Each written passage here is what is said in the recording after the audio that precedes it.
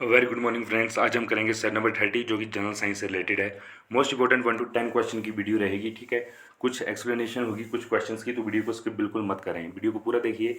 ऐसे question science in everyday life नाम का एक टॉपिक आपके जो एग्जाम्स में आता है या रहता है उसमें कवर किए जाते हैं। तो बेसिक साइंस है जो कि आपके किसी भी कम्पिटेटिव एग्जाम में अपेयर हो सकती है।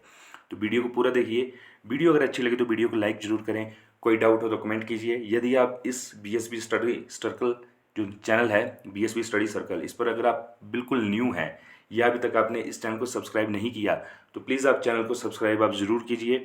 यहाँ पर आपको 360 degree Himachal Pradesh competitive GK मिलेगा जो कि हर एग्जाम में अपेयर हो चुका है हिमाचल में, प्लस अदर कम्पिटिटिव एग्जामिनेशन के लिए स्टैटिक जीके मिलेगी viz ancient Indian history, medieval Indian history, polity, art and culture, economy, general science. इस तरह के तमाम टॉपिक आपको यहाँ देखने को मिलेंगे जो कि मोस्ट इंपॉर्टेंट और वाइटल है आपके किसी भी एग्जाम के लिए।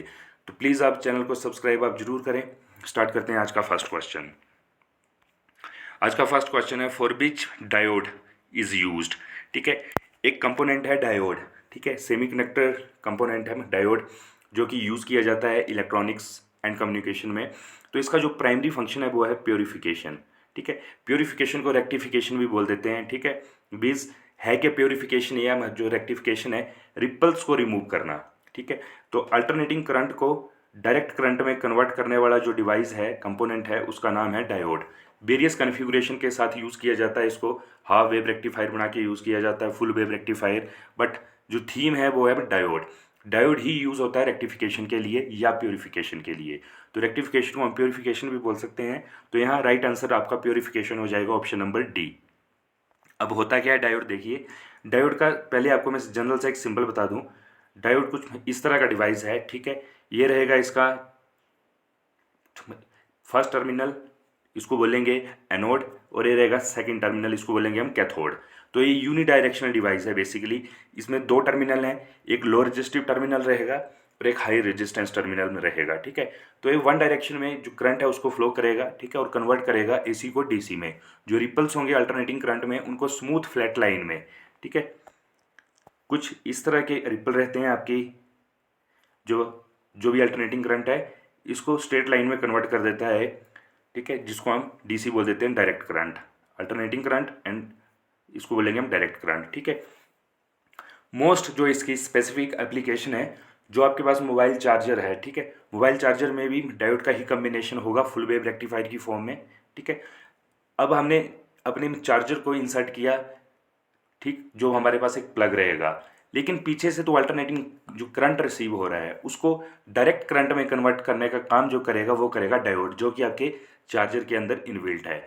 तो बेसिकली आप सिंपल सिंपल ये समझ सकते हैं जो डायोड है उसका बेस्ट एग्जांपल है आपका चार्जर। चार्जर के अंदर कन्फिगुरेशन डायोड को इस्तेमाल करके रहेगी जो कि अल्टरनेटिंग करंट जो कि मेंस है उसको कन्वर्ट करेगा डायरेक्ट करंट में, ताकि आपका मोबाइल स्मूथली बैटरी चार्ज हो। ठीक है, तो यहाँ राइट आंसर हो जाएगा जो डायोड है उसको यूज़ किया जाता है रेक्टिफिकेशन या प्योरीफिकेशन के लिए। तो option number D is the right answer.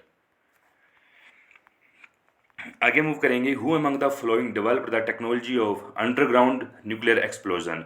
देखिए जो न्यूक्लियर वेपन है उनकी टेस्टिंग जब की जाती है तो एक एक डेवलप्ड टेक्नोलॉजी है जिसका नाम है अंडरग्राउंड न्यूक्लियर एक्सप्लोजन। ठीक है, इसको इन्वेंट किया था डॉक्टर होर्न जे बाबा। तो यहाँ पर राइट आंसर हो जाएगा Homi Jahangir Bhabha, option number first. आगे मूव करते हैं, which among the following types of coal produces most heat per unit. ठीक है, सबसे ज़्यादा हीट पर यूनिट कौन सी टाइप ऑफ कोल यूज़ करते हैं। तो देखिए चार तरह की हमारे पास वैरायटी है कोल की, पीट, लिग्नाइट, एंथ्रासाइट एंड बिटुमिनस। ठीक है, तो सबसे बेस्ट कोल माना जाता है जिसकी हीट कैपेसिटी सबसे ज़्यादा है, हीट पर यूनिट सबसे ज़्यादा जो जनरेट करता है वो है आपका मैं ऑप्शन नंबर सी, एंथ्रासाइट। यहाँ राइट आंसर हो जाएगा आपका मैं एंथ्रासाइट।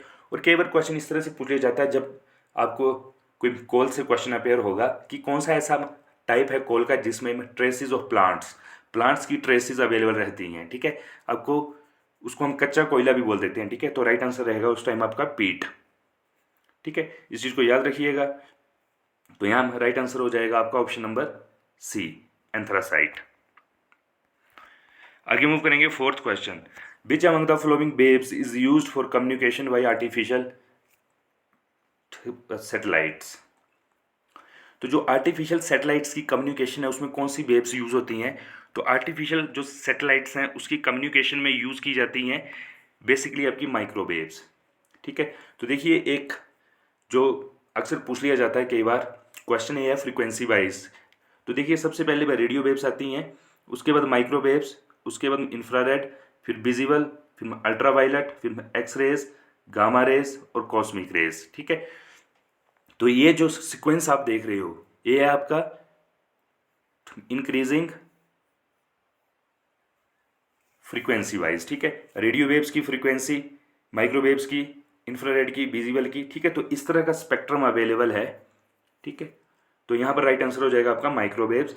माइक्रोवेव्स को सैटेलाइट कम्युनिकेशन में और स्पेशली आर्टिफिशियल सैटेलाइट कम्युनिकेशन में यूज़ किया जाता है। ओके, तो हाईएस्ट फ्रीक्वेंसी यहाँ पर रहेगी रेडियो वेव्स की, सबसे कम रहेगी जो कॉस्मिक है इनकी, लेकिन वेवलेंथ में रिवर्स हो जाएगा। वेवलेंथ लीस्ट रहेगी रेडियो वेव्स की और हाईएस्ट रहेगी कॉस्मिक की। आगे मूव करते हैं fifth question, what is found in frequency modulation. देखिए फ्रीक्वेंसी मॉड्यूलेशन में क्या चीज़ अवेलेबल है। ठीक है, तो देखिए फ्रीक्वेंसी मॉड्यूलेशन होती क्या है। पहले जो मॉड्यूलेशन है उसका सिंपल सा मतलब है जो आपके पास एक सिग्नल है, ठीक है, उसकी अपनी इंटेंसिटी, अपनी इतनी पावर उसमें है नहीं कि वो एक जगह से दूसरी जगह वो जा सके या प्रोपागेट कर सके, इसलिए उसमें कुछ एक्स्ट्रा एक स्विंग ऐड की जाती है, कैरियर ऐड किया जाता है जो कि उसको एनवल्प्ड करके अपने साथ डेस्टिनेशन तक पहुंचाता है, तो उसको बोलते हैं कैरियर फ्रीक्वेंसी। तो सिग्नल के साथ किस तरह आपने कैरियर फ्रीक्वेंसी को इकट्ठा किया है, जोड़ा है, इस पूरे सीक्वेंस को बोलते हैं मॉड्यूलेशन। बात करें फ्रीक्वेंसी मॉड्यूलेशन की, तो फ्रीक्वेंसी मॉड्यूलेशन में फ्रीक्वेंसी आपकी फिक्स्ड रहेगी जबकि एम्पलीट्यूड वेरी हो सकता है। ठीक है, तो यहाँ राइट आंसर हो जाएगा option number first, fixed frequency. आगे मूव करेंगे हम सिक्स्थ क्वेश्चन की तरफ, when the speed of car is doubled.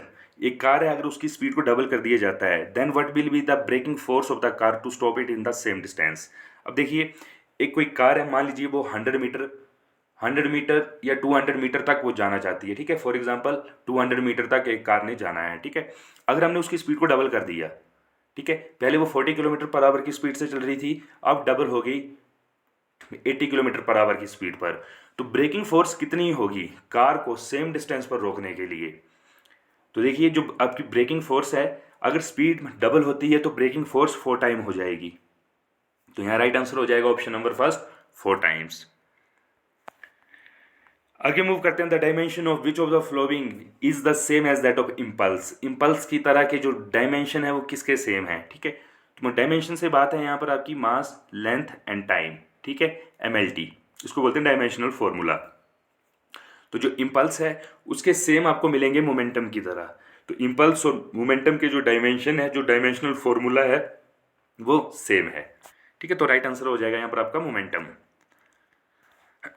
आगे मूव करेंगे, आठवां question, which among the following is the fundamental quantity. कौन सी फंडामेंटल क्वांटिटी है। ठीक है, तो देखिए फंडामेंटल क्वांटिटी की बात करें तो वो है टाइम। ठीक है, अब होती क्या है फंडामेंटल क्वांटिटी। देखिए फिजिक्स में दो तरह की क्वांटिटीज आपको मेन देखने को मिलेंगी। ठीक है, एक है फंडामेंटल क्वांटिटीज और एक है आपकी में डिराइव्ड क्वांटिटीज। जो फंडामेंटल क्वांटिटीज हैं उसको आप किसी अलग क्वांटिटी से आप डिराइव आप नहीं कर सकते। ठीक है, बट जो आपकी में डिराइव्ड क्वांटिटीज हैं उनको आप किन्हीं अन्य दो फिजिकल क्वांटिटी से आप ड्राइव कर सकते हैं। ठीक है, तो देखिए अगर हम बात करें वॉल्यूम की, तो वॉल्यूम एक ड्राइव्ड क्वांटिटी है। बात करें हम टाइम की, तो टाइम आपकी इंडिपेंडेंट क्वांटिटी है। वेलोसिटी एक आपकी फंडामेंटल क्वांटिटी में नहीं है, और फोर्स भी आपकी फंडामेंटल क्वांटिटी में नहीं है।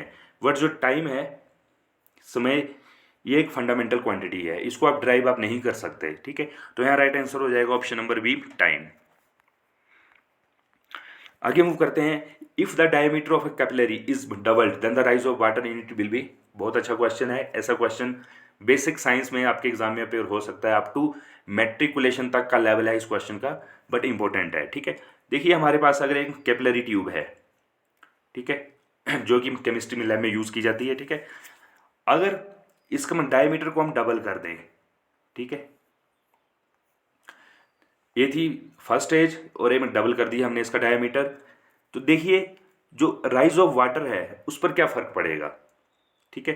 तो देखिए अगर मान लीजिए पहले diameter of A capillary is doubled, मान लीजिए पहले वाटर आपका यहां तक था, अगर हमने डायमीटर इसका डबल कर दिए कैपिलरी का, तो जो राइज इन वाटर है वो हाफ हो जाएगा, यहां से यहां तक रह जाएगा, ठीक है।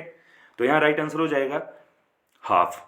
अगर कैपिलरी के डायमीटर को डबल करते हैं तो राइज इन वाटर जो है, राइज ऑफ वाटर जो है वो हाफ हो जाएगा।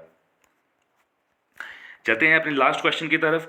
Why the needle of iron swims on water surface when it is kept gently. अगर हमने एक सुई को पानी के ऊपर जेंटली धीरे से फिक्स किया तो वो पानी के सरफेस के ऊपर क्यों तैरने लगती है, क्यों स्विम करती है? तो राइट आंसर है ड्यू टू सरफेस टेंशन। जो सरफेस टेंशन है उसकी वजह से जो एक निडल है लोहे की, आयरन की, swims on water surface when it is kept gently. तो फ्रेंड्स ये थे 10 मोस्ट इंपॉर्टेंट क्वेश्चन। थोड़ा बहुत कंसेप्ट अगर क्लियर हुआ हो, वीडियो अच्छी लगी हो तो वीडियो को आप लाइक जरूर कीजिएगा। यहाँ से इस तरह के क्वेश्चन आपके साइंस इन एवरीडे लाइफ नाम का जो एक टॉपिक रहता है एग्जाम में, ये डे टू डे लाइफ, ठीक है, उसमें अपेयर होते हैं ऐसे क्वेश्चन, और वेटेज 3 या 4 क्वेश्चन की रहती है, ठीक है। तो ऐसे क्वेश्चन आपको देखने को वहाँ पर मिलेंगे। सभी क्वेश्चन किसी न किसी एग्जाम से उठाए गए हैं, इसलिए मोस्ट प्रोबेबली आपके एग्जाम में भी आ सकते हैं। वीडियो अच्छी लगे तो वीडियो को आप लाइक कीजिए, कोई डाउट हो तो कमेंट कीजिए, और यदि आप चैनल पर आप नए हैं तो प्लीज़ आप चैनल को सब्सक्राइब आप जरूर कर लीजिए। Okay, thank you.